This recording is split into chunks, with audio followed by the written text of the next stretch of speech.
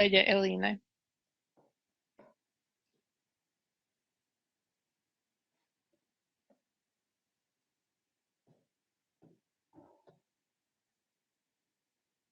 Dear participants, Cienījamie dalībnieki, man ir prieks piedalīties šeit. Mani sauc Elīna Saule, un es esmu iepirkuma vadītāja Arbī Rail. Mani kolēģi iepriekš runāja par dažādiem tēmām, kas ir saistīts ar iepirkumiem, bet šodien mana galvenā tēma būs par sākotnējo iepirkumu fāzi, kas ir tirgus izpēte, tirgus konsultācijas un efektīvā komunikācija piegādātājiem. Visu iepirkumu fāžu laikā ir ļoti svarīgi iepirkuma komisijai nodrošināt, ka visas iepirkumu principi tiek ievēroti, un tie ir pārskatāmība, brīvs konkurences ievērošana, vienlīdzīga attieksme un efektīva Rail Baltica finansējuma izmantošana. Ja mēs runājam par sākotnējo komunikāciju starp līgumslēdzēju institūciju un piegādātājiem, tad tas ir pats svarīgākais, ka ir šī apusējā izpratne pār konkrētās jomas tendencēm, kas nozīmē, ka jūs uz to arī varat attiecināt šos iepirkuma principus. Un tātad, kāpēc šī komunikācija ir tik svarīga daļa iepirkuma procesā? Pirmkārt, tāpēc, ka jau plānošanas procesā attiecībā uz visiem iepirkumiem ir daudz jautājumu, uz kuriem jāatbild.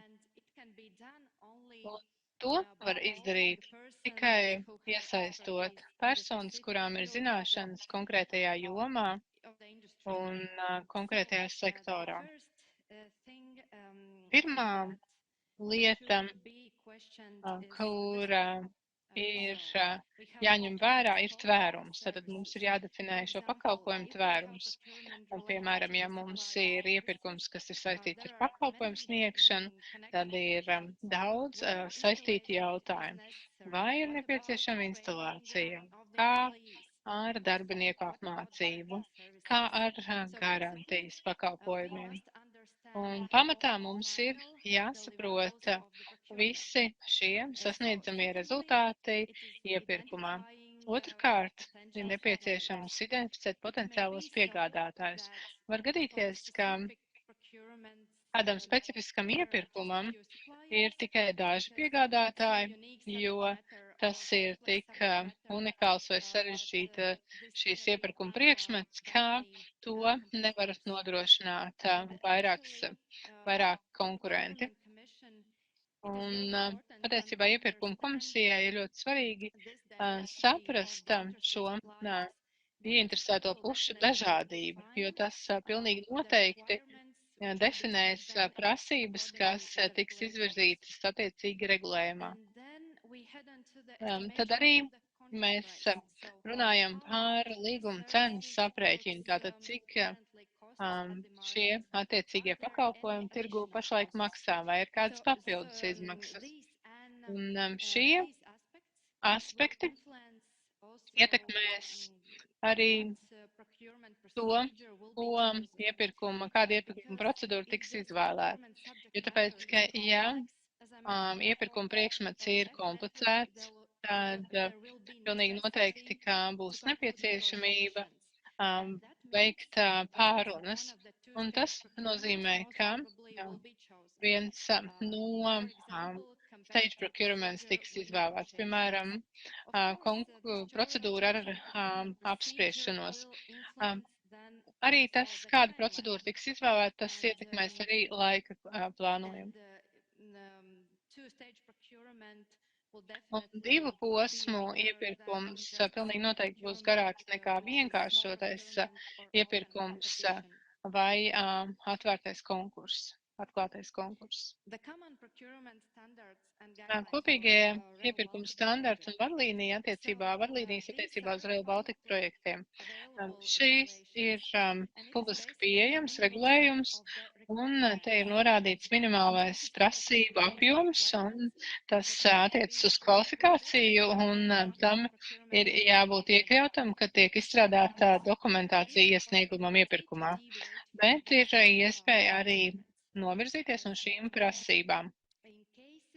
Nu, piemēram, gadījumos, lai dotu iespēju vairāk dalībniekiem, bet te pašā laikā nodrošinot, ka kvalitāte netiek samazināta. Un kāpēc ir svarīgi piegādātājiem iesaistīties jau agrīnā fāzē šajā procesā? Viņi var sniegt atgriezenisko saiti līgumslēdzēju institūcijai, kā prasības, piemēram, ir pārāk augstas, vai arī, ka, piemēram, nav pārāk daudz spēlētāju tirgu, kas varētu nodrošināt atbilstību šīm prasībām. Līdz ar to mēs gaidām jūsu atgriezenisko saiti. Kā ar tirgus izpēti un tirgus konsultēšanās metodēm? Ir vairākas tirgus izpētes metodas. Šeit, protams, visas nav pieminētas, bet, piemēram, tā var būt saziņa pa e-pastu, kā tiek sūtīts piegādātājiem konkrēti jautājumi e-pastos un tiešsaistes izpēte, skatoties uz uzņēmumu oficiālām tīmekļa vietnēm, vai arī tiešsaistē tiek sūtīta aptauja piegādātājiem, vai tiek iesaistīti iekšējie vai ārējie eksperti. Es šeit sarakstam varu pievienot arī dažādas brošūras, bukletus no izstādēm, kas arī tiek izmantotas. Un tā tālāk. Attiecībā uz konsultācijām, tirgus konsultācijām ir divi veidi tirgus konsultācijas.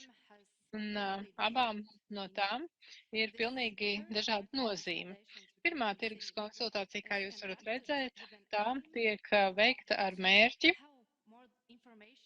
iegūt vairāk informāciju par iepirkumu, vai arī informēt ieinteresētos piegādātājus par plānu un prasībām. Tātad tas pamatā nozīmē, ka tas ir mūsu tirgus izpētes rezultātā. Mums joprojām ir daudz jautājumu, un tieši tāpēc mēs izsludinām šīs konsultācijas, un parasti informāciju par tām jūs varat iegūt mūsu tīmekļa vietnē, un visas sīkāk informācijas pastāstīšu nākamajā slaidā. The type of the market consultations is done. Otrais tirgus konsultāciju metode, kad tā ir paveikta, tad konkurence var nebūt tik plaša. Gadījumā, ja iepirkuma komisija saņem tikai vienu pieteikumu, tad viņiem ir iespēja neizbeigt iepirkumu, bet gan turpināt ar vienu piegādātāju. Un es arī pastāstīšu nedaudz vairāk, vēl detalizēti. Šīs mārketinga konsultācijas, par ko es runāju, tad tās publicē ar mērķi, lai informētu par iepirkuma plānu vai iegūtu vairāk informācijas par iepirkumu, kuru publicēs.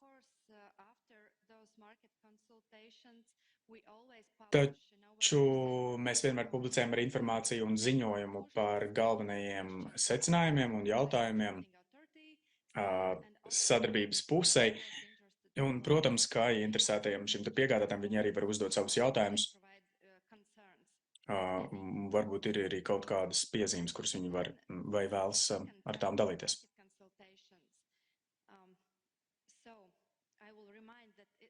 Es atgādināšu arī to, ka to dara arī tieši līgumslēdzēja puse, ja viņi jūt, ka šī te konkurence nebūs pietiekama, tad viņi nodrošina to, ka viņi var turpināt arī gadījumā, ja ir iesniegts tikai viens piedāvājums. Un šajā gadījumā jūs elektroniskajā sistēmā, iepirkuma sistēmā varat atrast arī tehniskās specifikācijas un publicētās kvalifikācijas prasības. Līdz ar to tie ir tikai daži no soļiem no iepirkuma publikācijas, mums ir tehniskās specifikācijas, kvalifikācijas prasības un, protams, arī iespējams līgums. Un tad ir vismaz 10 darba dienas ieinteresētajiem piegādātājiem, lai viņi varētu komentēt, iesniegt kādas piezīmes, jautājumi. Pēc šīm konsultācijām, pēc to noslēguma, protams, kā iepirkuma komisija novērtē to visu, un tad iepirkuma komisijai ir jāizlemj, vai kaut ko izmainīt vai nē.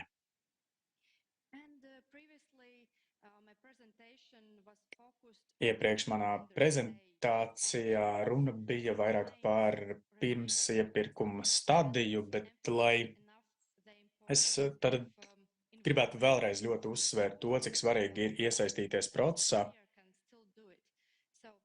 kamēr vēl tā kā var, vai arī, lai piegādāties pēc publikācijas, vēl aizvien ir iespēja uzdot jautājumus un jautāt, lūgt kādas izmaiņas vai grozījumus veikt.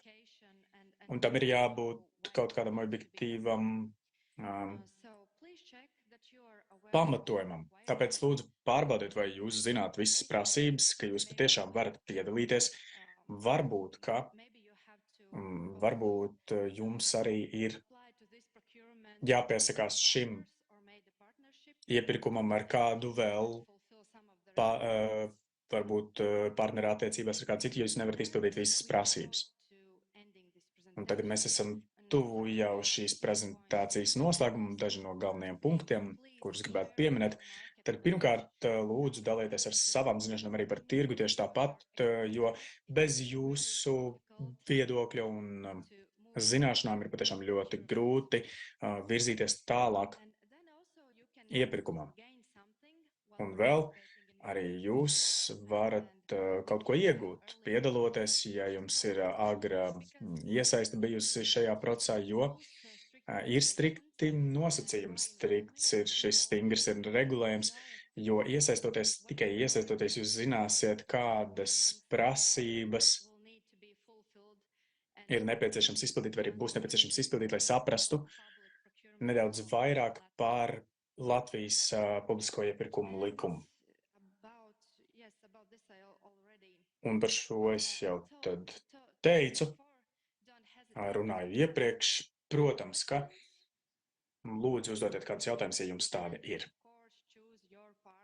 Un, protams, ka izvēlēties arī gudri jūsu partnerus tādā gadījumā, ja jūs nevarat izpildīt prasības, piemēram, ekonomiskos finanšu prasības vai arī kādas citas prasības, kādas ir regulējumā. Paldies liels!